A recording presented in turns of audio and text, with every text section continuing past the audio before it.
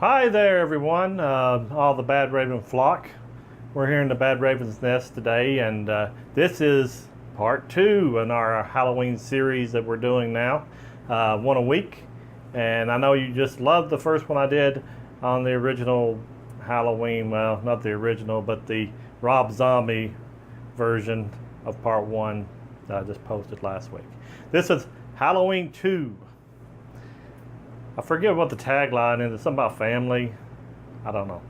But nonetheless, we're going to go on with this review and talk about it more in depth. When I watched this one, I wasn't as totally disgusted in it as I was the first one. It had some good imagery in this one. You can see where Rob Zombie himself actually has a little directorial style and a little bit of storytelling that he does that kind of brings some of his what he's done in the first one into play with this one.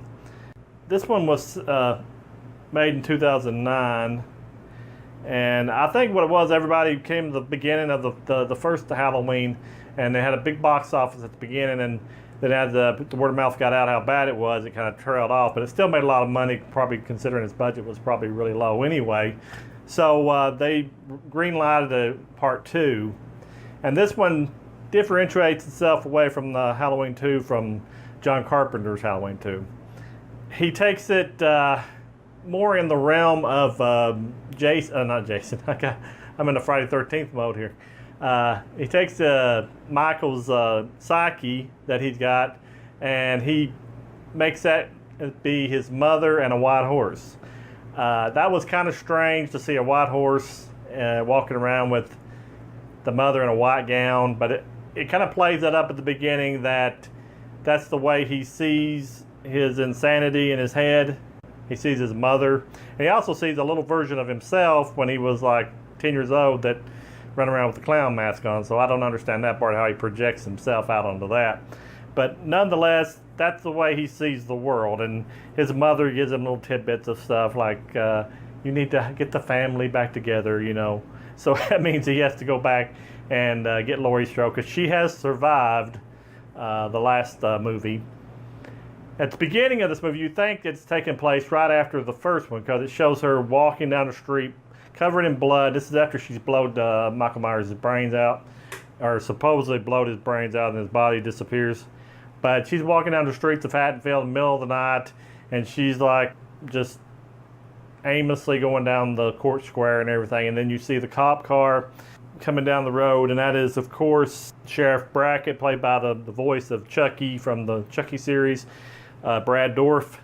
He pulls up behind her, and he gets her to, so she's still got the gun in her hand where she shot Michael, and he gets the gun away from her, and they take her to the hospital. And that kind of reminiscent of the Halloween 2 of John Carpenter's, which is, he didn't direct, of course, John Carpenter didn't, but where he, she goes back to the, Laurie Strode goes back to the hospital in that one too. So she's in the hospital, and they're like doing all of her operations on her arm and setting them pins in her arm. And the other character, played by Daniel Harris, Annie Brackett's in there too, because she was almost killed too. So she's in the hospital too. So it shows that like it's at nighttime. Laurie gets out of her bed and waddles down there with her cast boot on and her little IV stick, and she goes down to see Annie. She's like trying to hug her and stuff, and Annie's out of it. Of course, she's had all of her surgeries too. And the nurse comes and gets her and tries to take her back to her room, and they call the nurse back to an emergency, and all of a sudden, who's there? Michael. So I don't know how he knew she was there or whatever. And all the time there's this like music video or something playing on the TVs everywhere she goes, and it's like an old 70s song. I can't think of the name of it. Maybe I'll post it here, what it was. But kind of eerie that it's on every set she goes. And she's, to make a long story short, he's there and he's killing everybody. He's killing the nurses. And I mean, this is like stop right at the very beginning of the movie. So it's thrown right into the action. So she gets away from him on her little one leg, gets out to the security guard's place. Of course, security guard is no match for Michael. He gets killed graphically. He's getting ready to kill her, And she starts screaming. She's in the hospital. Oh no, she's not in the hospital. She's in the house where Annie lives, and it's 2 years later. So she's just like having flashbacks of all of her bad memories of what happened to her. And then, it's close to Halloween again. It's like the second year since her attack by him is Halloween. And she's having a lot of troubles in her life of being able to get past this, because who wouldn't after they've been practically almost killed 2 years earlier. And she still doesn't know that she is Michael's sister. She's having troubles in her life, like I said, and she's doing, I guess you'd be, has a lot of pills she's on to get her brain in order. When E.T., when Elliot and E.T. were like, whatever E.T. felt too, and E.T. got drunk and Elliot felt tipsy. Well, this was kind of the same thing. They kind of makes it like, it shows Michael eating a dog, and she's eating pizza somewhere else, and she gets physically sick because I guess she tastes the dog. I don't know. But somehow they're connected because they're brother and sister. And everybody knows when you're brother and sisters, you can taste the same thing. No, I'm just kidding. Anyway, they, as this all goes along, she's seeing a therapist and all that. And you see Dr. Loomis, the great Dr. Loomis that likes to sell this story of Michael going all around. He's promoting his new book about Michael, showing him going back to the original house for promotion. Even his publicist thinks it's a bad taste to begin out there because all of the other victims that in that town had been, it's just fresh in their minds. It's only been 2 years since it happened. And she tells him it's not a good idea. And we get a great dialogue of him saying, "If I want your opinion, I'll beat it out of you." I can't see Malcolm McDowell saying that line, but he did say it because Rob Zombie, I don't know if he wrote this one, but it's in there and he said it. So the dialogue's nothing special. They have like a Halloween blowout, and she's kind of going in and out of sanity herself, Laurie is. She goes by a bookstore and she sees the book that Dr. Loomis wrote. So she reads it and she finds out she is the sister of Michael Myers. And she goes off getting drunk and everything. They're going to have a Halloween party that night. Goes to the Halloween party because she doesn't care anymore. She thinks her life's over because now she's the sister of a serial killer. So how am I going to get any worse? All the while, Annie is back at the house. Annie, a Daniel Harris character. She's back at the house, and the police chief sends a guy out there to protect her. And of course, you might as well say that ain't going to help anything, because Michael Myers is like killing people left and right. He gets in there and, of course, finishes the job on Annie in this one. She doesn't live to see another day like she did in the first movie. When they find her, the police find her, and her dad find her, she's dead. So they know it's Michael running around. He's like got a big beard. I've never seen Michael Myers with a big beard before. He's got one of the big log man's beards, I don't know what you can say, and he's running around with a hoodie, and he's just like walking wherever he goes, of course. He's spent this special time with his mom with the white horse and his little version of him telling him what to do. So he knows to kill all these people that that survived the first one. When they get back from the party, she's dead. When Laurie came back and found Annie there, he gets her, knocks her out, and carries her to this like not really a cabin, it's a barn in the woods, I guess you could say. She is she's able to see the woman in the white horse there too, and which would be her mother. And her mother tells her, tell me that you love me, and all this kind of stuff. And she flips out. All the time way that they finally find the cops zero in on his location of Michael in the barn. They surround the place. Of course, Dr. Loomis sees all this on TV, comes to the barn area and tells them he wants to help out. Of course, the police chief is not happy to see him because his daughter just got killed from all this crazy person that he let out of the sanitarium. He sneaks in, gets past him, and he's like confronting Michael, and he's telling her to get up and get out of there. Michael grabs him, throws him outside of the cabin, and says something I've never heard Michael say. He gets a knife and stabs Dr. Loomis and says, "Die!"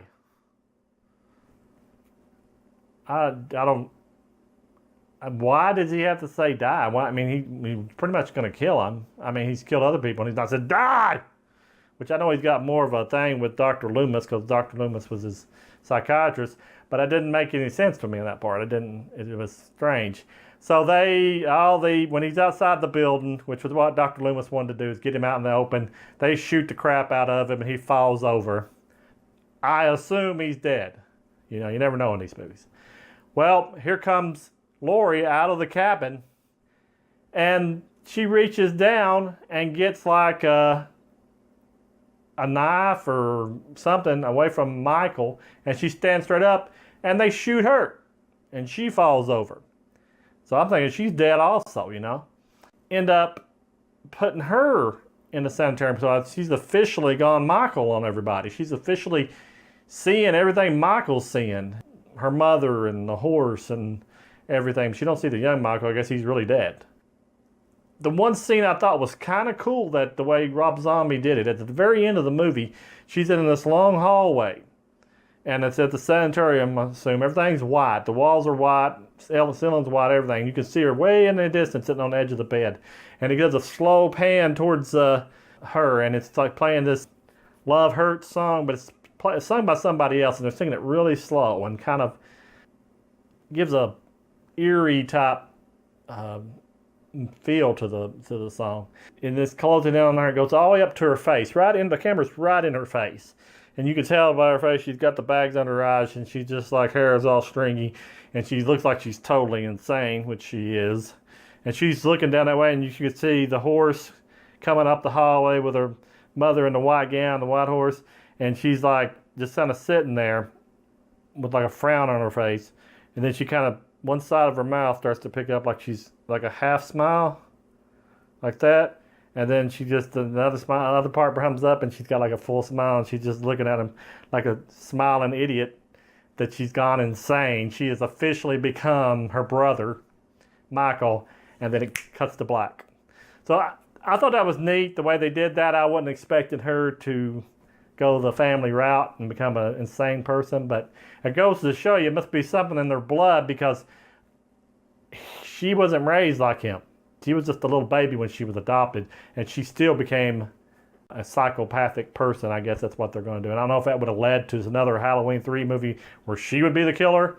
I don't know. I don't know how I could see that her being like him, a big mammoth giant, she couldn't kill people like that, I guess. It gave it a little redeeming quality there. It just kind of just surprised me.